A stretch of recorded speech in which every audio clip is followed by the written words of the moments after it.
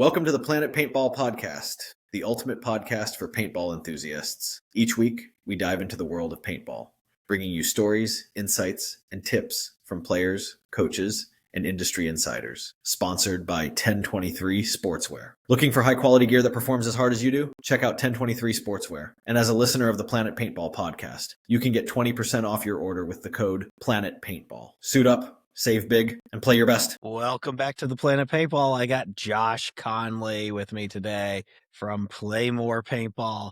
Josh, how you doing today? Doing good, man. Doing good. How'd you find paintball? So I think I played my first game of paintball in 2001.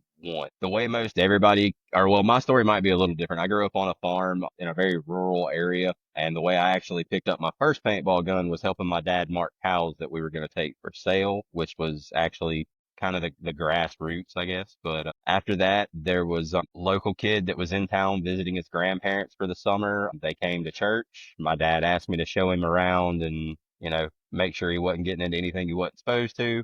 There was a paintball field 10 minutes from my house called Adrenaline Rush Paintball, and we went out there for a players bash that the owner used to host one Sunday out of every month. They'd grill hamburgers for everybody, and there'd be 50, 60 people out there playing. And that was it, man. I was hooked. I never touched the woods. I went straight to speedball, and I went to my first World Cup in 2001. Nice. So you jumped to... Yeah, I got hooked, man. There was actually one of your teammates and local upstate celebrities, Chris Robinson, was one of the first cats I met at that field with a team called Misguided Children. Okay. And I remember him doing that. Back then every field had like the team. Like, they just went out there and beat the shit out of everybody. They went and traveled and won events, and that was the guys everybody looked up to and wanted to play on. And I actually was introduced to the Misguided Children team right after Chris had left to go to Dark Carnival. Okay. So that was right around the time he was making that transition was when I was getting into paintball. Gotcha. Nice. Did you end up going to World Cup with Misguided Children? No, the first World Cup I went to was strictly just a, go down and see what it looked like kind of thing. Mm-hmm. The next year that I played with a team that played rookie 5-man we played novice 5-man and rookie 10-man. Okay. And that was fun, but that was also a giant learning experience because you find out that while you might be a good paintball player and a good paintball team in South Carolina, you go to a national event and there's dudes from Chicago and you draw Aftershock as your pro team and just get wrecked. You learn real fast. Mm-hmm. Yeah, that's a tough draw right there. Yeah, I think they the 2 years that I played 10-man and 5-man at Cup when it was still pre-X-Ball days, before the unified field layouts. I think we drew Bob Long's Ironman one year for 5-man. We drew Aftershock one year for 10-man. We drew Avalanche for 5-man the second year. And that was brutal. That is probably the most I've ever been shot in a semi-mode paintball game. That's when Avalanche was still Rockstar Avalanche. Oh yeah, that was when they still had John Richardson, LaSoya, Rocky. That was like the last hoorah. That was the year of the sniper incident, I do believe. Yeah. That was a rough one. So from there, I know you've done a bunch of CFO. Well, what have you done? Man, I've played a little bit of everything. I got really lucky. After Adrenaline Rush Paintball closed, we moved to Ballbusters Paintball in Lexington is where we kind of ran our teams out of for a while. And I got into CFOAs with Mowers Inc. Mike O'Keefe, a lot of people will remember him from the PB Nation days as Evil Pop-Tart. Yeah. He was a real good friend of mine, and I was kind of coming up in the rookie division the year that Mowers Inc. was really just kind of winning all the SCFOAs and stuff. They brought me up and we decided that we were going to play the SCPFOA to fund our trip to CFOAs. Okay. First prize, and Ken actually talked about this on his episode. The SCPFOA gave away entry fees to the CFOAs for the teams that won their division. Okay. So we would go play a SCPFOA and get free entry fee to CFOA and go see how we'd stack up. And we had a couple good events, but we got hooked up with Ground Zero Paintball, out of Lakeview, and through being linked up with those guys, I was tech for Eclipse, working for Ground Zero for about 3 or 4 years, and traveled a lot, played a lot of PSPs, MPPLs, random tournaments in the middle of nowhere where Lance from Ground Zero was going to be the tech, and we'd show up and just end up jumping on with a team. But a lot of really fun adventures that I got to go on thanks to working for Ground Zero and those guys. So I've been blessed to play a lot of different formats in a lot of different places. And Jason Hansen's messaging me right now and screwing up the episode. Text him, tell him to leave you alone. He's probably in his bubble bath and can't get out. So bringing up Hansen and different formats, what's your favorite format?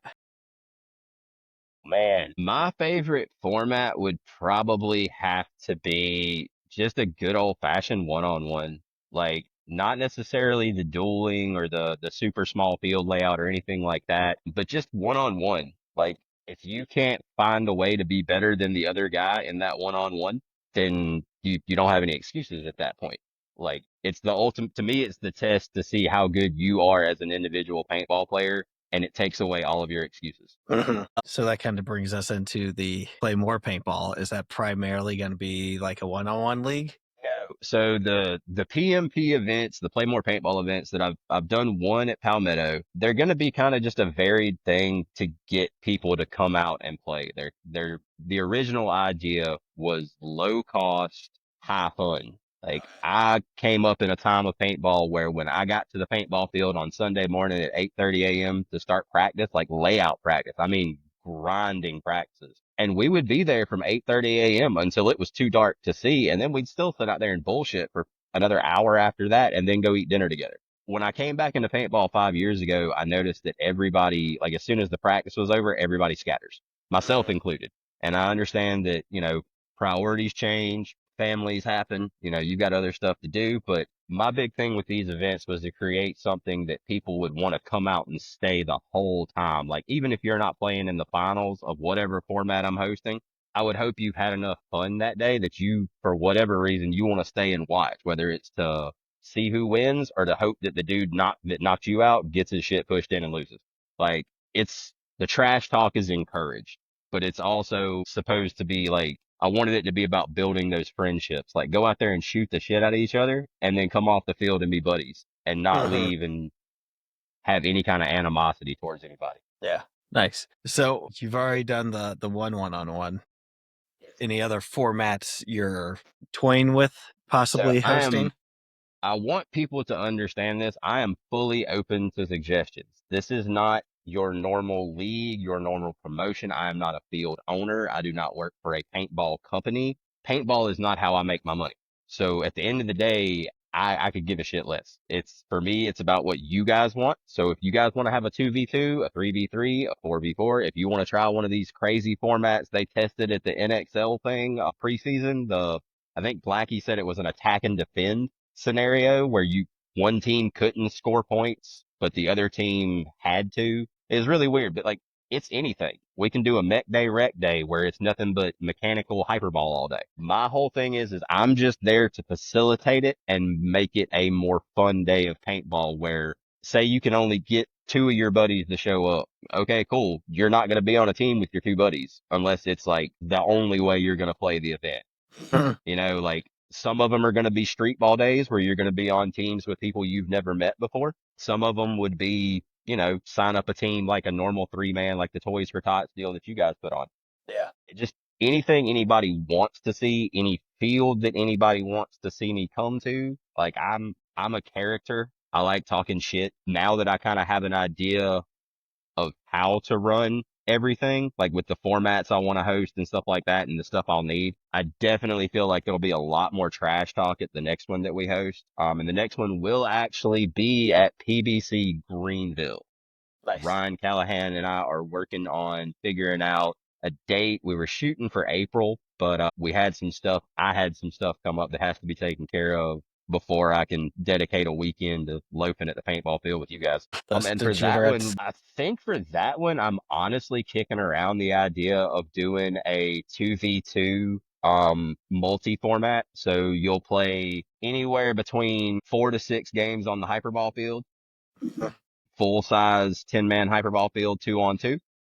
Okay. And then you would immediately switch up and we'll go over to the turf speedball field, and I'll probably put you on like a 40 by 70, like super small, like, you know, just get ripped in the face as soon as you turn around off the break kind of layout. Nice. But it'd be something different, man. And I think that's the thing I was really hoping for with bringing this idea around. And I want to give a huge shout out to Palmetto Paintball, Pete, Russell, and Tyler, and those guys. They gave me an opportunity to host my first event. Pete was super standing. He kind of had an idea of what I wanted to do and gave me the tools to run it. And I just want to make sure I give them a huge shout out because they helped me out a lot. And if you have not checked out their facility, for God's sakes, drive to Rock Hill and go play on a Saturday or a Sunday. It is one of the best spots for a rec day you will find if you were a casual paintball player. It's definitely worth the drive, and a great grass facility. And couldn't find better owners of a field either. Oh no. And one thing that we'll mention about Palmetto, since we're gonna throw some shots out during this little podcast too. Right. Palmetto Paintball has a pro shop on site. You can actually go there and buy paintball shit. Yep. I believe the next closest pro shop is at PBC Greensboro at Andrew Gibson's spot. Mm-hmm. Which is their, like 2.5 hours away. Yeah, so if you're looking to buy something for your paintball collection, I know ANS Gear and all the online retailers are super tempting because they run deals and this, that, and the other. But I promise you right now, if you go buy something from your local field, outside of just paint or paying field fees, you're helping that field owner buy Christmas presents for his family. Like you're doing a lot more than just not buying it offline. Go to Andrew Gibson, buy your stuff from the field. Go to Pete, buy your stuff from his pro shop, stop ordering crap from ANS Gear and putting money in Rory's pocket so he can make stupid TikToks. Love it. You were around for like the decline of the pro shop. Oh, yeah. Unfortunately, in 2008, the housing market crash snatched the soul out of tournament paintball. It became unfeasible to run a store that was catering for paintball players, like in general. Because at one point in time, a lot of the fields, like you had to have a pro shop because that's where you were making your extra money on your rentals. You get them out for a birthday party or two and they get hooked. And next thing you know, they're buying I think my first gun was a Rebel 99. Nice. Yeah. Not even a Spider, man. It was a Spider clone. I had one of those. You also get a bag full of trigger sears to replace as soon as they sold you the marker.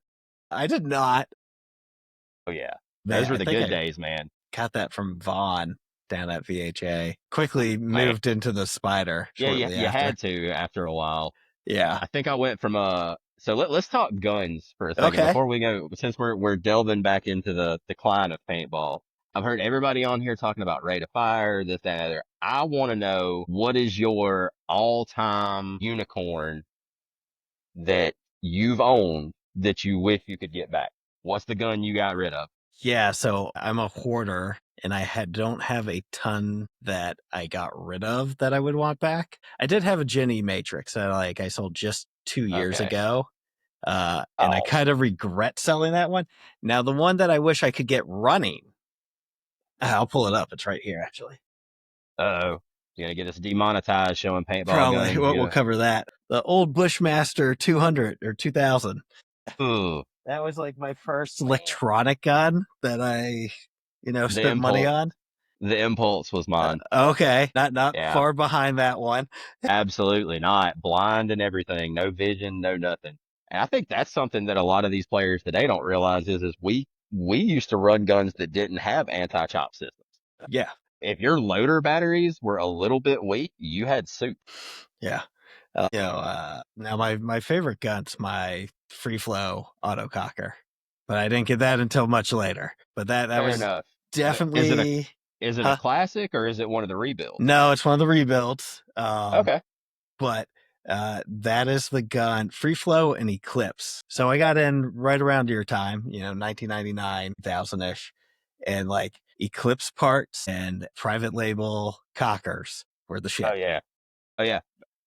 Like news flash for the new kids. Planet Eclipse did not always make guns. Planet Eclipse used to just make parts for everybody else's shit, but it was the best parts.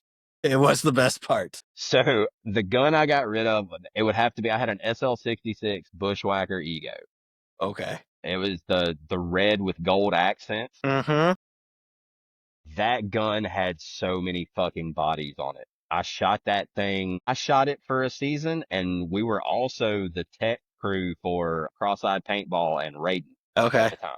So CEP, for people that don't know the history there. Yeah. Oh man. Yeah. So yeah, CEP wasn't always a pro team. It was originally a Cross-Eyed Paintball. It started as a like a church group, wasn't it? That started playing. Yeah, church group out in Tennessee. And then ended up with some of the most filthy, horrible people from our 20s on that squad that were wearing those CEP jerseys. And I'm just like, I'm surprised that doesn't burn. That's what happens when you have like 5 teams, though. 5 X-Ball teams, real X-Ball teams.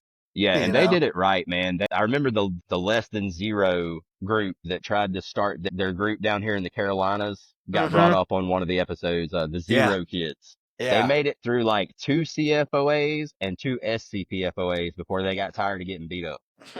Like I think they thought they were gonna come in here and that program was gonna do the same thing that the LTZ guys had done with, I'm not sure what league. Was it PSP the whole way for those guys? No, they spent a lot of time in the MPPL, and I feel like... What was the divisional X-Ball that I can't remember if they just did jumped that on in the national PSP. or not. But I'm saying they didn't do a regional. Like they just jumped straight onto the national circuit with that.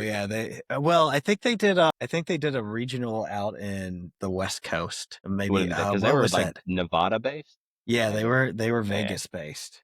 Because I know a couple of those guys are. Yeah, is it the Misfits or the Golden Knights? The Golden State Misfits, I think. Whoever Marcelo coaches in WCPPL or whatever, some of those guys are the old LTZ players, from what I understand. Yeah, the owner of that team.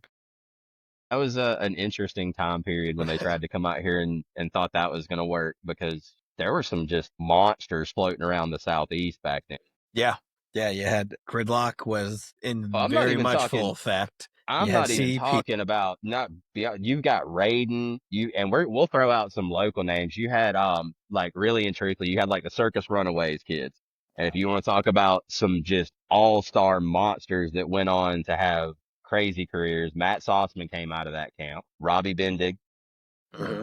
Do believe he was a Circus Runaways kid. Like there were some gnarly players that came out of that period of the CFOA.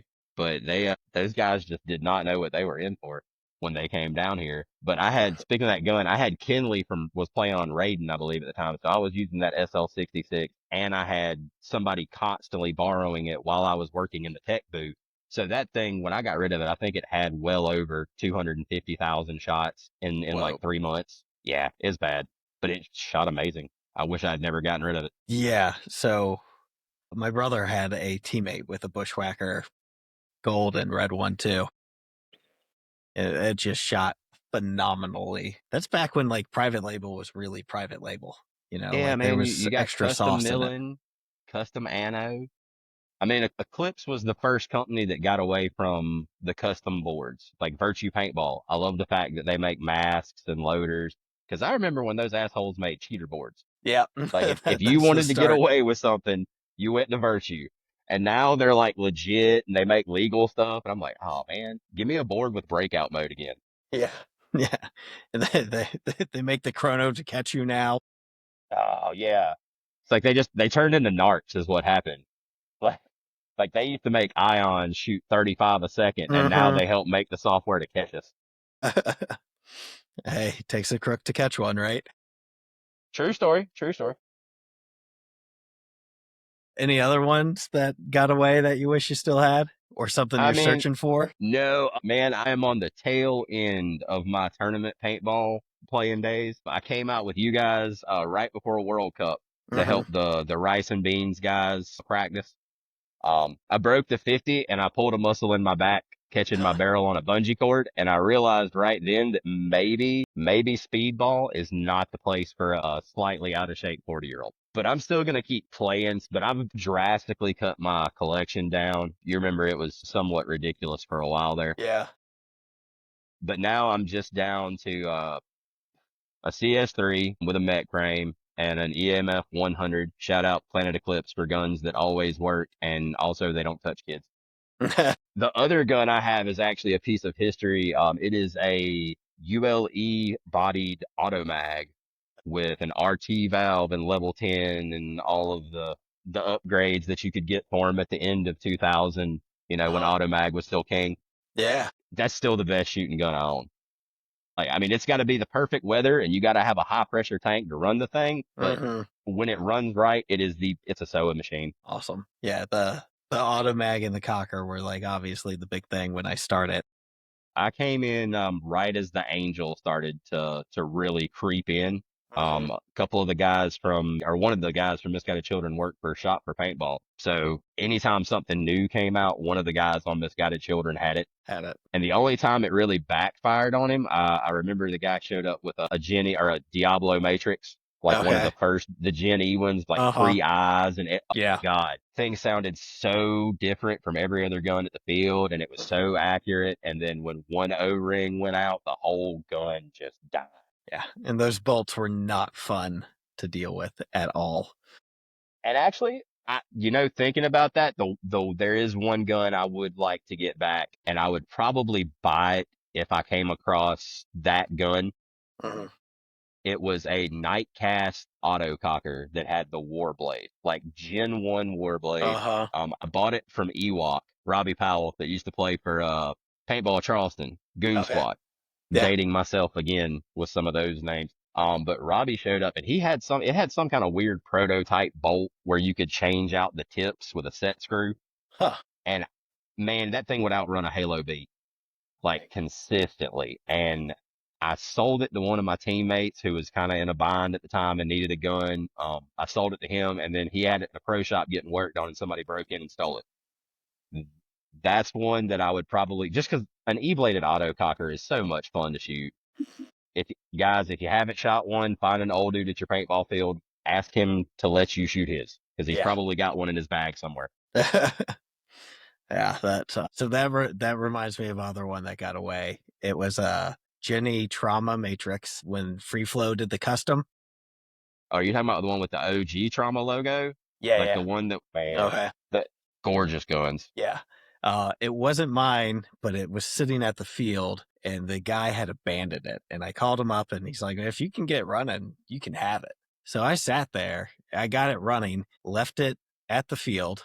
This is when I was working at Planet, and we got broken into that week and they snagged that gun. So it was technically never mine, but if I ever found it again, I'd have to buy it. Man. And, there were so many of those guns that got lifted from pro shops that got broken into back in the day. And I can't even imagine how many of those guns just ended up driving across state lines and getting used at like regional events across the road. And we just never knew because social media wasn't a thing. Now you steal something, you scam something from somebody, the internet will destroy you. I remember seeing one guy who showed up at a dude's work for another guy who got scammed. The guy scammed his buddy and he took it upon himself to fly like 3 hours and show up at the dude's house. I mean, that's not super smart, but not the smartest thing, but it's hard to get away with it now. A buddy of mine, one of his teammates just lost a one-of-one Hormesis band. It was like, whoever took it, you're not going to get to wear it anywhere. Someone's going to recognize it. To be fair, if you spend $125 on a piece of cloth to catch sweat around your forehead, maybe put insurance on it. If you're gonna spend that kind of money on that, and no shame on anybody who buys Hormesis, or I think Violence is another one that I've seen some go for pretty big money. Enemy of the State, all that stuff. It's a great product, but y'all are killing the market. It's insane. I see stuff like headbands going for $300 or $400, and I'm like, that's a lot of paint you could play with. Yeah, that's a lot of paint you could play with. It's not going to make you any better. No. It'll make you feel better. Also, on that note, shout out to Andy Vargas, Mr. 18 wardrobe changes. Should have worn my Andy shirt tonight. That's another good dude that I'm really glad has stuck with the scene. Because him and his kid, AK actually got me to come back out and play that the 3-man, the one where one of the Heat guys, or not Heat, one of the Damage players came up Okay. with McKenna. Yeah. One of the Edwards brothers. I can't remember which one, but that's what got me back playing. Okay. I didn't realize that. Oh, that and the URPL is what got me and B back into it. It's funny how all of us hit like the same age and we're like, maybe we'll one more run. Yeah, why not? Well, and that's the thing that really made me want to put on the events too, man. Like I had a really horrible habit for years of referring to you guys as my paintball friends. Like you were somehow the fact that we had met and become friends through paintball was made it a different kind of friendship. And to us, it did because I realize now that like when I said that about y'all, it was never like they're my separate friends. It was like, no, these are the assholes that I have done some horrible things with. Like we have crammed 15, 16 dudes in one hotel room before. Like we've traveled all over the country, slept on floors, eaten horrible gas station food just to afford paint. But like I made all of those friends that I know for a fact if I picked up the phone and called some of them at 3 o'clock in the morning and I needed them to, I don't know, help me hide a body, they're the ones that are going to answer the phone. Yeah. Not I started calling them the normal friends. Like I just feel like there's a certain bond you get with somebody when you shoot the shit out of each other and smile about it and then go do it again the next weekend. Yeah, no, that's definitely true. And everyone needs those 3 a.m. friends. I have a couple.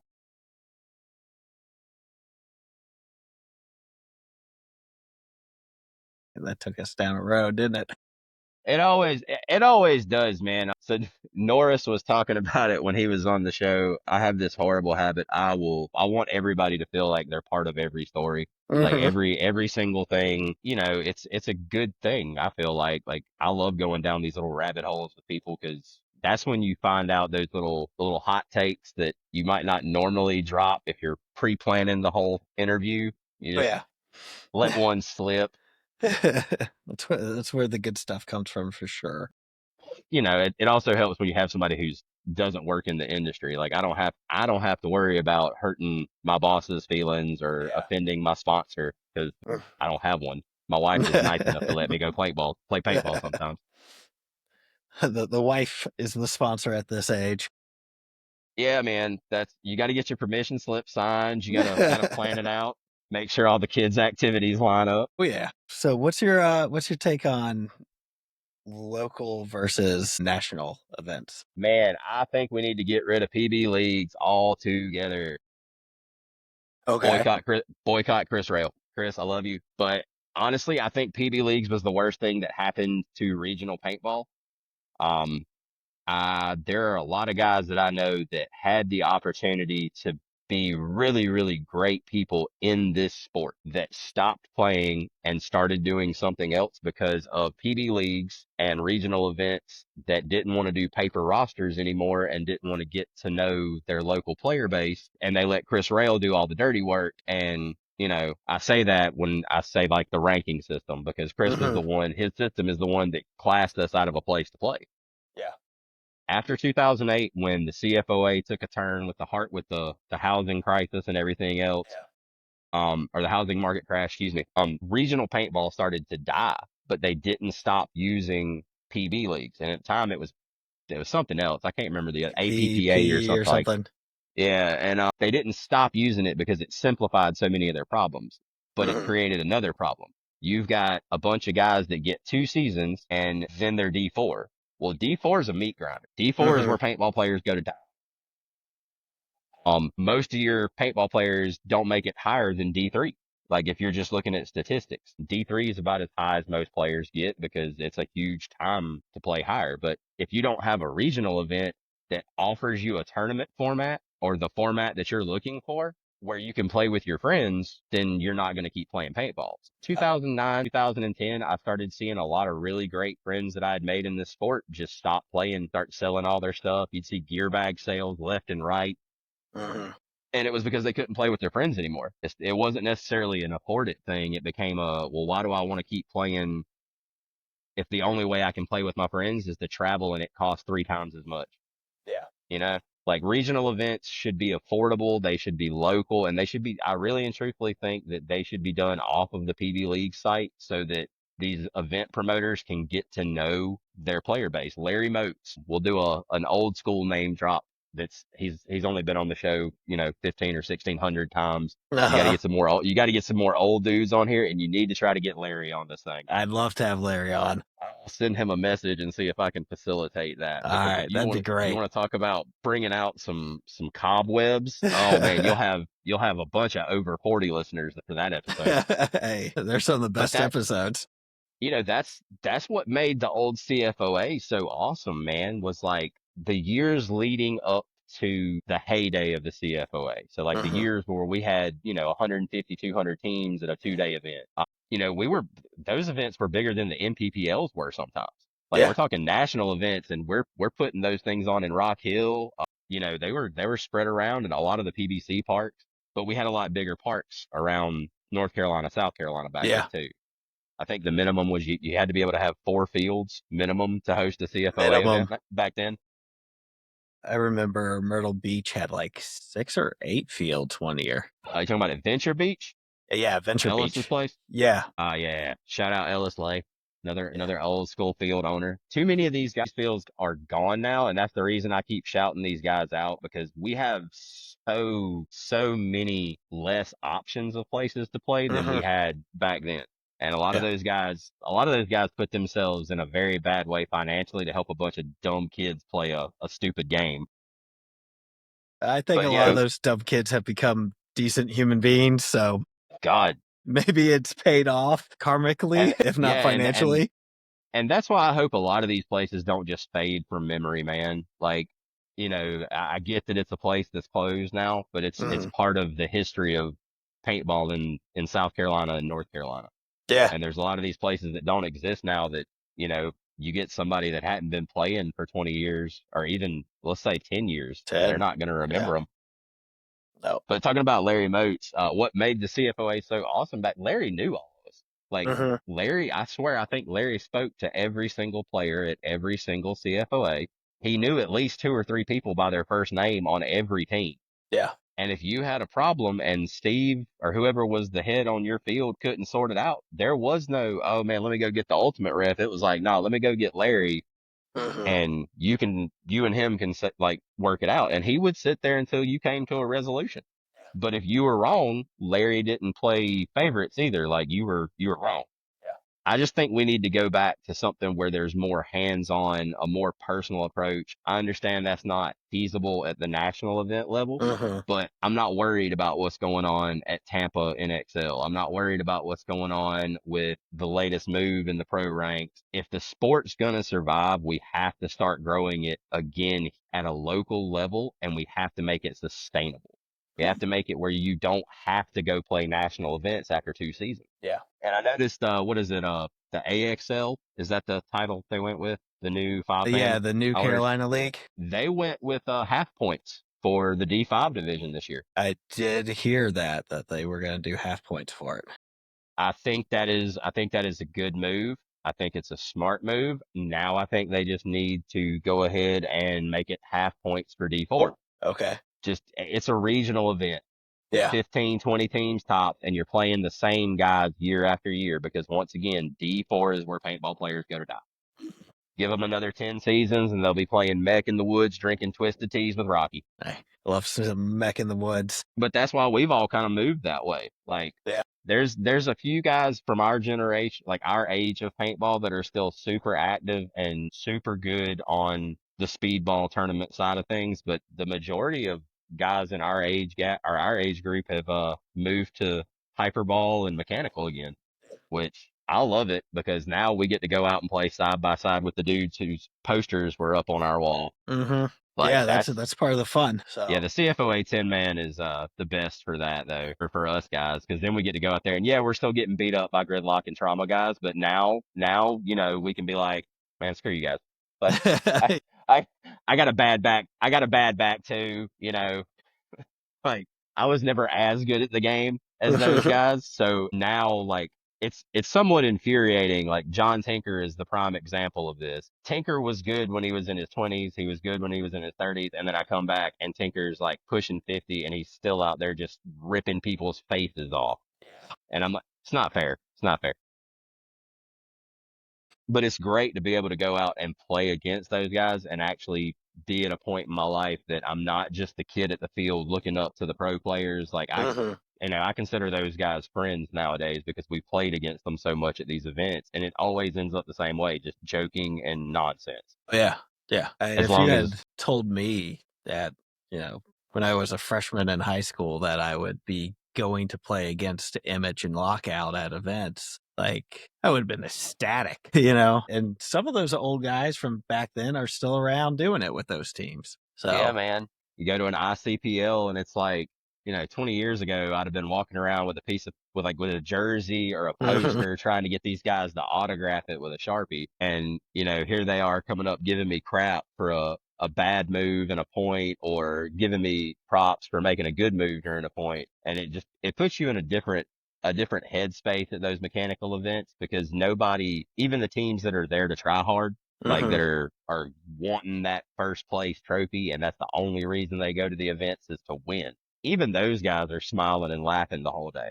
Like, I don't think anybody's ever as serious as they are at NXL events, at the ICPLs, or any of the mechanical stuff. Yeah, no, everyone's there to have a good time for sure. Well, and that's definitely what it needs competitive to be. good time, And that's what it's supposed to be, man. I've got a really good friend in this sport, Chris Alnizer, who swears up and down he hates everybody when you get on the field with him. Like, if he's playing against you in an event, Chris will put you in the ground.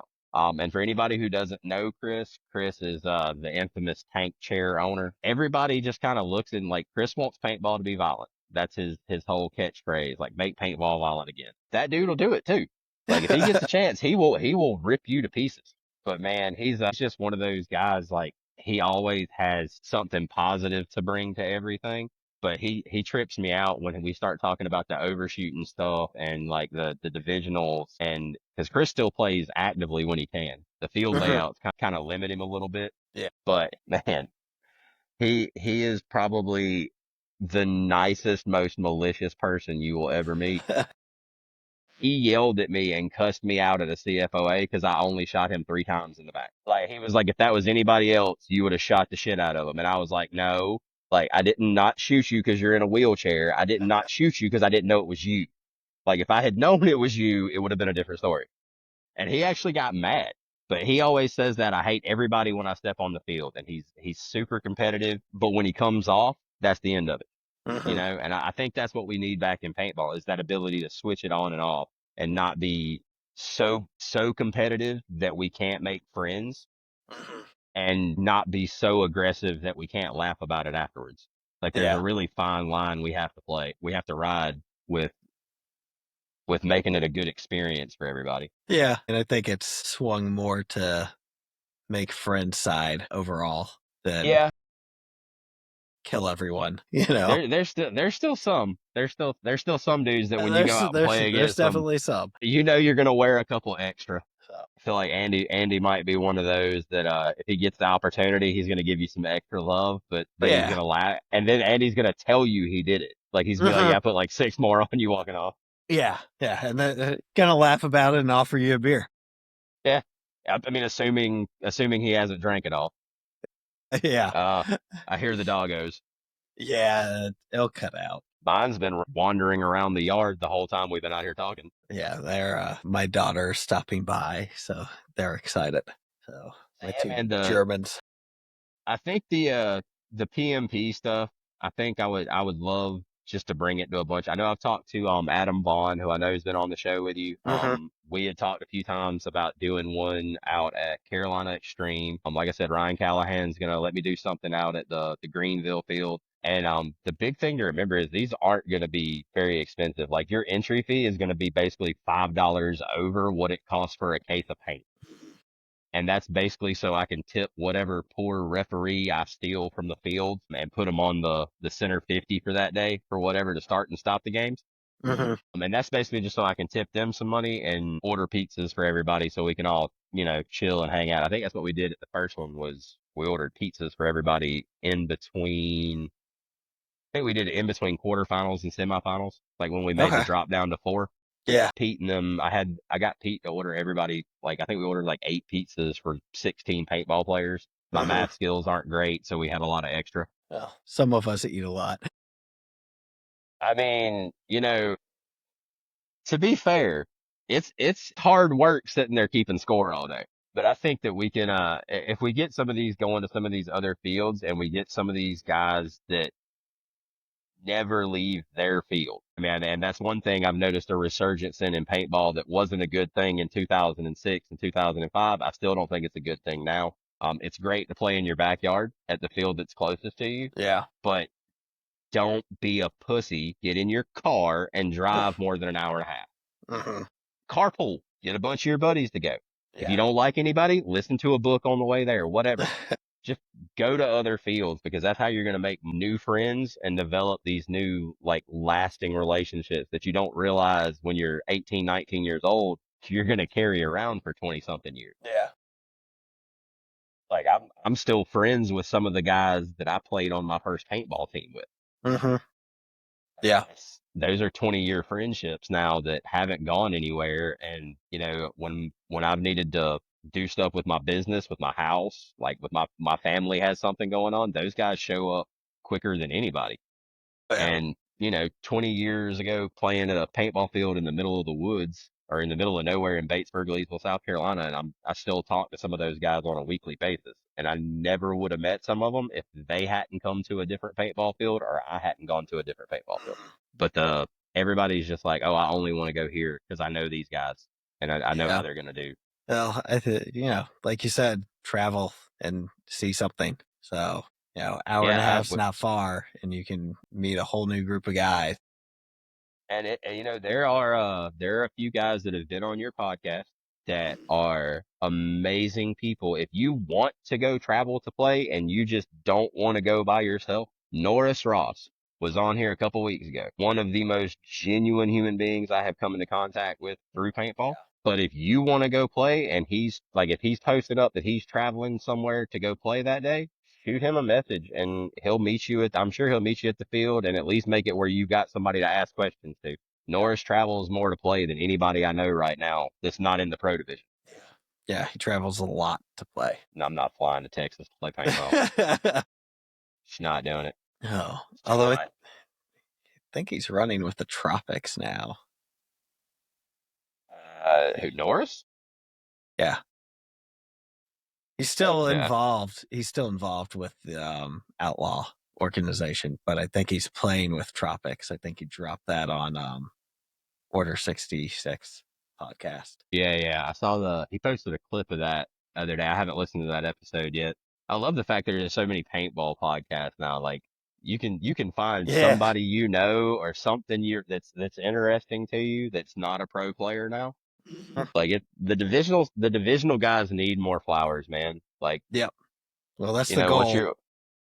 You need another good guest for you would be Eric and Nate that own Black Ops. That would be a good interview. Yeah, so originally I wanted to do more field owners, right? And just as like the season kicked in and I've been really blessed that like I'll have an interview and it leads to 2 other interviews. So, which is awesome and I love. So, probably get around to a lot of the field owners come off season time. But they're on my radar, and if they want to make it happen and they're listening, hit me up and we'll get you in early. I mean, look, man, you just got to be shameless about it. If you don't want to do it, I will shamelessly message anybody you want me to be on this thing. I have no problem messaging anyone, but I do like an introduction. We can spam it. Like it can happen. But the other reason I say you need to get out and check out as many fields as you can. Nate and Eric, they are characters, one of the greatest groups that you're going to meet in paintball. Same thing with Andrew Gibson up at PBC. Andrew's always looking out for the homies. Pete, if you want a very interesting kind of paintball history, Pete up at Palmetto has got some stories. Yeah. My man still wears a whippersnapper in the woods to referee. Savage. So we got anything big on your radar? I know you had some discussions from like the NXL stuff, like the teams that are playing divisional on there. You got the Hormesis dual finale coming up at Yeah. beginning of May. Looking forward to seeing who wins that, right? I'm I'm stoked to see what happens at it. It's a pretty intense format. We went to the one in Greensboro. I pit crewed for Jason Hansen with Andy's help. That it's definitely, the duel is definitely something you better be in shape for. That is a whole different kind of grinding format than I think any of us that were there to even help with it expected it to be. Yeah. But yeah, I'm stoked to see who wins this one. I know they had to change the location. Yeah, to Prime. Yeah, it's funny. That's a pretty big jump from Bangkok to Alabama. Yeah. Like I bet that dude that won from England is pissed. Like, he was excited, bro. He's like, hell yeah, man, I get to go to Bangkok. And now he finds out he's got to fly to Alabama. Yeah, Alabama. That's got to be disappointing. Boy, someone needs to send him deliverance right before he gets on the plane. I feel like the absolute best thing that's going to happen at the dual finale is just going to be finally get another chance to see who's the best in the world this time. Because I do think the guys that won the international events are still planning to come, last time I heard. Yeah, I think South America is, for sure. It's gonna be some entertaining. Like, I'm excited. I hope they stream it somehow. I'm not sure, but I'm knowing Hormesis, it'll probably be like a pay to view, like, DVD release. They do at Cup, and you got to be wearing a certain pair of pajamas to get in the door. Yeah, gotta get your pajama pants to get the video. You know, they're doing their thing with it. Hey, make your money. I'm not hating on it. Look, I can't even say anything. I got one in my gear bag. Oh, I got one in mine. I will say I was gifted mine. I did not spend that ridiculous amount of money on a headband. I come from a time when you can't do it. Jerseys and pants need to go back to being baggy. Like, everybody needs to go back to wearing stuff 6 sizes too big. We need the guns to shoot faster. Them. We need the guns to start shooting faster again. We need bigger bunkers and less of them. Like, you asked me what I thought about local versus national. Mm-hmm. Take some of these damn bunkers off the field. Yeah. Take some of them off. Like, you don't got to use all 55, man, or whatever it's up to now. Well, I mean, think back to those original NXL, like the original NXL with the giant 16-foot tall X thing. Those things had 10, 15 less bunkers. The fields were bigger, and we were shooting faster. A lot less. They had like 25 bunkers in the set. Huge gaps. And people were still making the corners at 15 a second, as long as you weren't playing gridlock. Yeah. Like, Ken Barrett's still the only human I've ever seen shoot both corners on an X-ball field in the same point. Yeah. He used to have this nasty little whip he would do, and he'd just make a little circle and then whip it on over. And he freaking when you're shooting a DM3 that had some spiciness to it, it's easy to put 50 or 60 shots to one corner and then whip to the other corner. Yeah, that's true, man. But yeah, I think that's what we need to do. We need to stop with PD leagues. We need to make the guns faster, take bunkers off the field. That's all. So you think we should go back to the 15 or go higher? No, I think we should go back to like 12.5. Okay. Honestly, 12.5 and 13.3 were probably the most fun seasons I had in paintball. Weirdly enough, I shot less paint when we played at 15 a second. Mm-hmm. It seems like the lower the rate of fire, the more the paint manufacturers like it, because all of a sudden, yeah, I guess. I mean, now I'm seeing guys playing Snake 1 in the NXL carrying 8, 9 pods. That's ridiculous. I'm like, man, I remember watching guys like unscrewing the old school 118s that everybody used to have. I remember the first cup where they debuted the X-ball format, and I remember watching half the dudes off of Strange over there unscrewing their like big tanks and putting 45s on. Like, everybody went to small tanks and small packs. Now everybody wants a 90, and you better carry 13 pods. Yeah. Because God forbid you drop a zone. Yeah, it's a little much for X-Ball. I'd like to say, I wouldn't mind. I would like to try a limited paint format. Let me put it that way. I would be down to maybe maybe we should six or guy. 4, because or people are going to 3. complain about 4. I'd do 3. 3's what So I here's shoot anyways. so, and I'm maybe 100% wrong on here. Somebody with more paintball history can correct me if I'm wrong, but I do feel like in the early 2000s, like heyday time, so like 05, 06, the Europeans tried a limited paint format. Yeah, they but it had was 4 pod or something. but it was limited to the team. So it was everybody got 2 pods in a hopper, but it could be distributed however you wanted to distribute it on the team. So you could give your back guy everything and give your snake guy 1 pod. I feel like if we tried that, it would work, but I feel like it would just come down to a bunch of back center dudes, like with playing hopper ball basically, because they're going to shoot all their paint and all the fast guys. Yeah. And I'm saying that because I would be one of the ones like in the back center complaining about the format. But yeah, I think the limited paint format's the way to go. I think it encourages more moves. And that's the one complaint I have about pro paintball nowadays, and even divisional stuff. When I go watch it, it's nobody wants to come watch you sit in a bunker and pump 5 pods through 1 gap. Yeah, not If even you at don't, someone at a gap. if you don't have 5 pods to pump through that gap and you've only got 4 pods total, you're more likely to get off your ass and move down the field. So I think limited paint format would be a good move, especially on a regional level. Yeah. And that's one thing I know the NXL's talked about is they've been toying around the idea of changing the format for the pros for years. Yeah. Like they keep trying these new things. They did the 3-3-1 or whatever it was at Cup last year that NYX with won. the buzzer stuff. Yeah. And then I think they tried 2 or 3 formats this year, and it's like just leave paintball alone. Like, well, and what the pros do and what the regionals do does not need to be the same. It doesn't need to be, but, and I will say this, it doesn't need to be, or it doesn't have to be the same.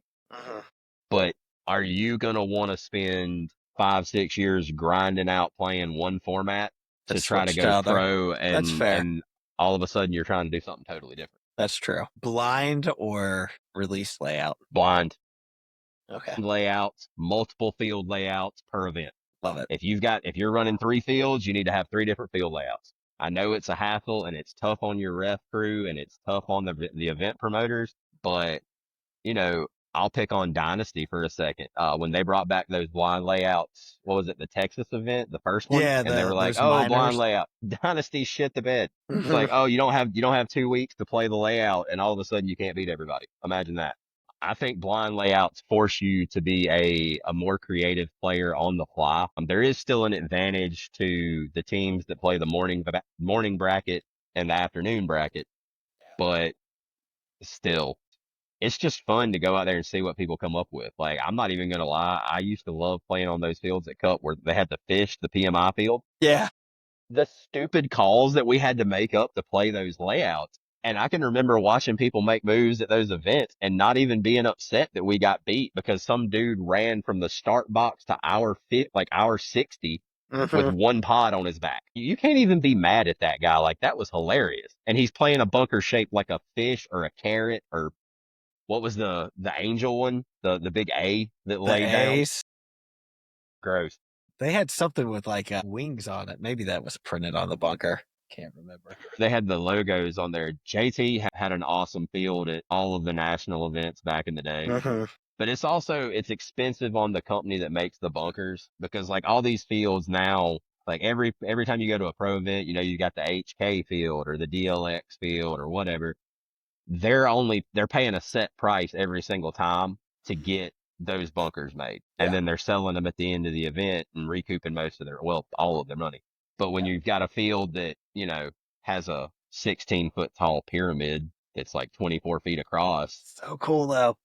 But not every field owner has a place to put that big ass thing or can afford that big ass bunker. Because I'm sure that pyramid's probably a couple grand by itself. So Southwest, John Blanco's field just got the ICPL blow up field from, the Texas event. From the monsoon event? Yeah, from the monsoon event. Oh, nice. So he's got like the big pyramid. He's got the starfish. Yeah, they for the 10-man, they brought back all the fun, like some of the fun bunkers. They brought back the pyramid, they brought back the car wash. But I think that's a good take though, like blind layout, multiple layouts. Mm-hmm. Like change up something every day. I like it. Well, they used to do I that got at the events. they used to, but at the same time, we used to have like 8 or 9 fields to walk at nationals. Yeah. Like you had to walk everybody's field because they didn't even release your schedule until I don't know, the night before you were supposed to play because they were Mm-hmm. doing it all on a dry erase board. Yeah. I think that's a lost art now too. I wish we could get a legitimate 5-man series, Mm-hmm. not X ball. Yeah. Like 5-man and X ball are different. I know the NXL likes to make them play that weird mutant 5-man shit they do where you play best out of 3. Yeah. But it's still a split deck, like weird thing. I want to go back to the deal where you only play that one team once at the event and you might not get a chance to play them again for the rest of the season. Yeah. So everybody counts. You got to be smart. It's a little bit more of a thinking man's game. And it's not as fast paced, which I was always a bigger dude. So 7-man and 5-man were more my thing than X ball. When X ball hit, I moved a little bit more towards the back center and a little bit more towards the clipboard side of things. Yeah.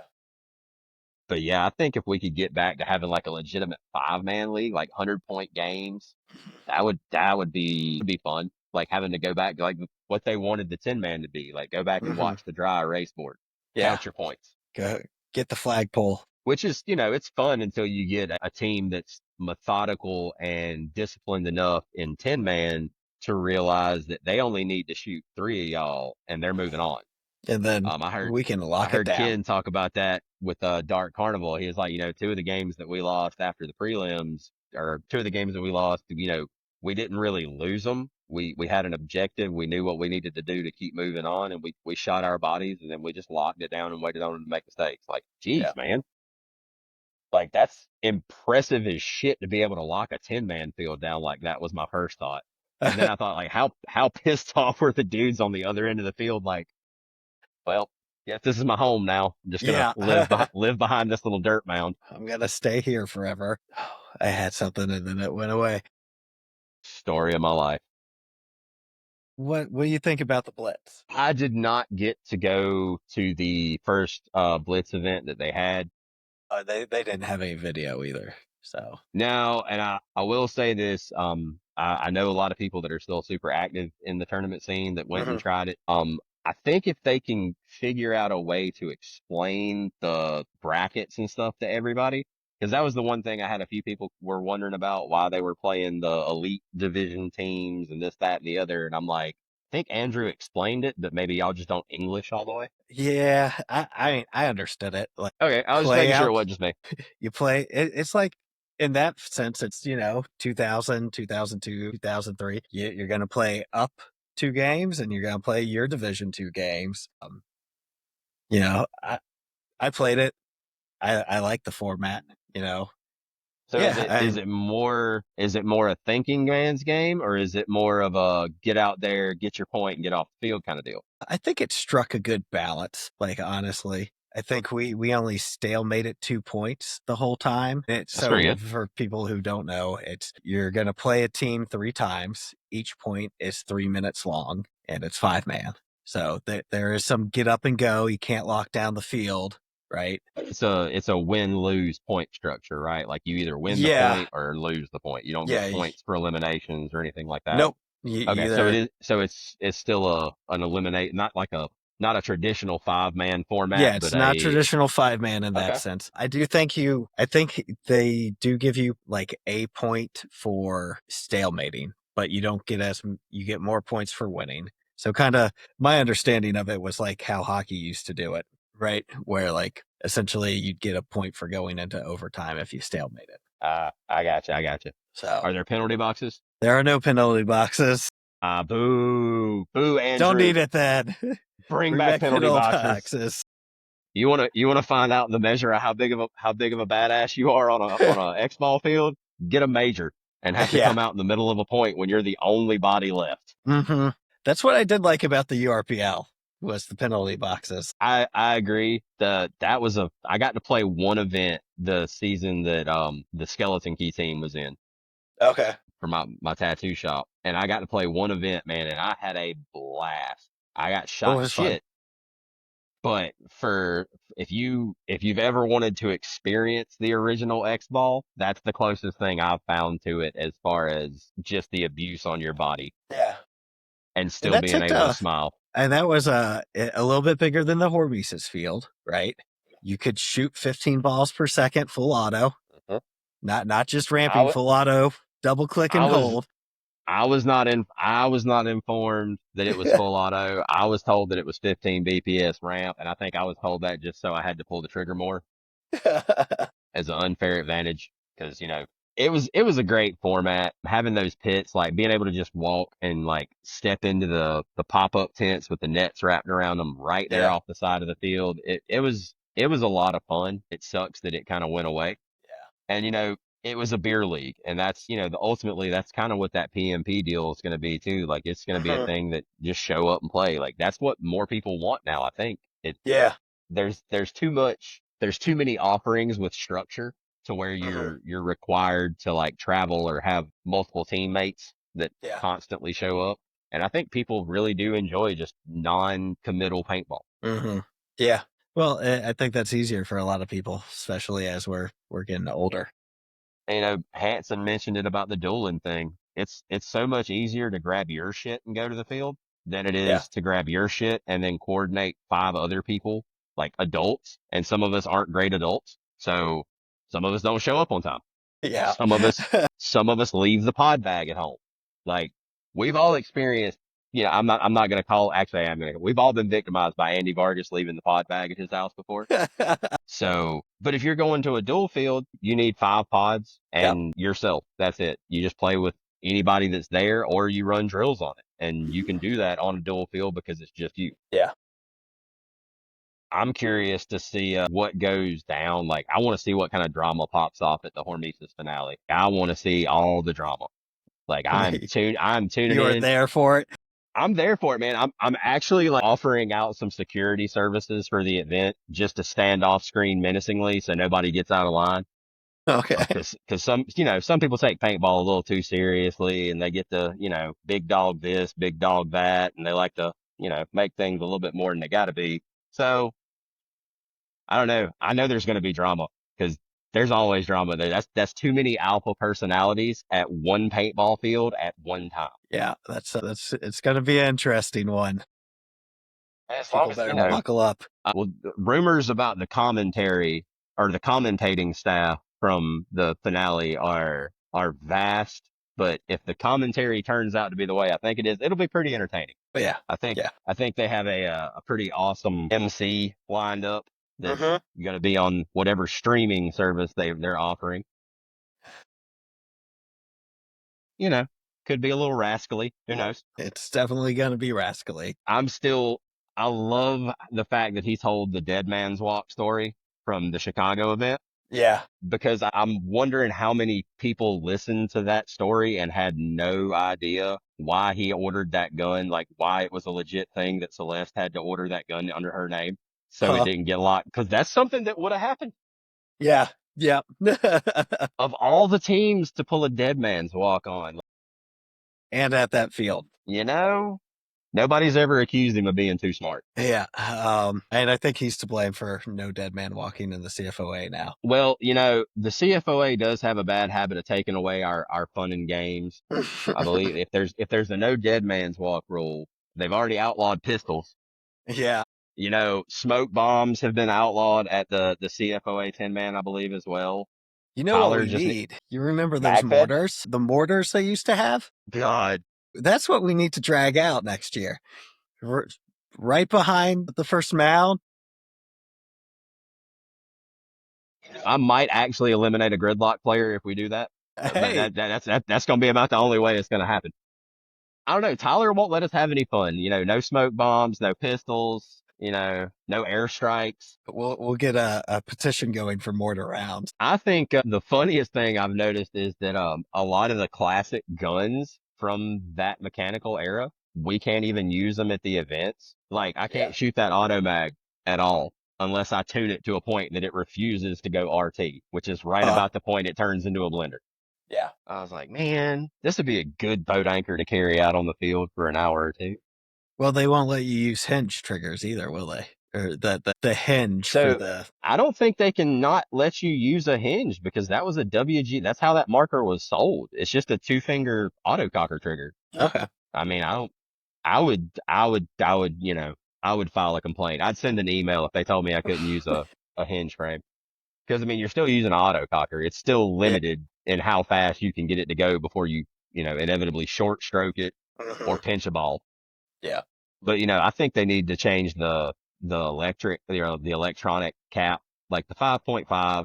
Like that's a little too slow. Like give them 7.5 and be done with it. Yeah. Well, and a lot of I feel like the 5-man does that, right? The CFOA does that, I think, or for the 5-man. They're 3-mans. Yeah. No, for the 5-man classic, didn't they bump it up to 7.5? Yeah. So they did. Yeah. They did 7.5 on theirs. Okay. Which You're talking about in general though, with ICPL and all that. Yeah, I think 7.5 is a little bit more reasonable. Like you're still out running 7.5 on a mech, like a true mech gun by a good bit. Yeah. Especially if you're, like Mark and some of the guys around Greenville from Growl that can skip rotors. Yeah. On the mech frames. But we're like right there. So you want to shout out anything or anyone and we'll stop the recording? Man, really and truthfully, if I start shouting people out, I'll be here all night long because I've been super blessed to make a lot of really awesome friends that I've carried through most of my life. But definitely Jason Hansen, Norris Ross, trying to think of the guys that I talk to on a daily, like a fairly regular basis in paintball. Those two will keep you up to date on whatever is going on. Like if Norris knows it, it's on the national circuit. Jason just knows everything because it's Jason. But those two definitely keep me on my toes with the random reels and messages I get between the two of them. And really and truthfully, man, just shout out you for having me on the podcast. I've enjoyed sitting out here bullshitting for the last hour. Hopefully, I didn't ramble too much. And if I pissed anybody off, this is a good one. You can definitely leave this part at the end. If I pissed anybody off, feel free to message me on Instagram or Facebook. It is what it is. It's paintball. Don't take it so serious. Just get out, play, have fun, make new friends, shoot somebody in the face. All right. Well, we'll see everyone next time on the Planet Paintball Podcast. Thanks for tuning in to the Planet Paintball Podcast. We hope you enjoyed today's episode. Whether you're out there grinding in the divisional pits or chasing dreams on the pro stage, remember, it's all about the passion, the hustle, and the love for the sport. Shout out to 1023 Sportswear for sponsoring the show. Don't forget to use code Planet Paintball at checkout for 20% off your order. Gear up, save big. Until next time, keep grinding, keep growing, and we'll see you back here on the Planet Paintball Podcast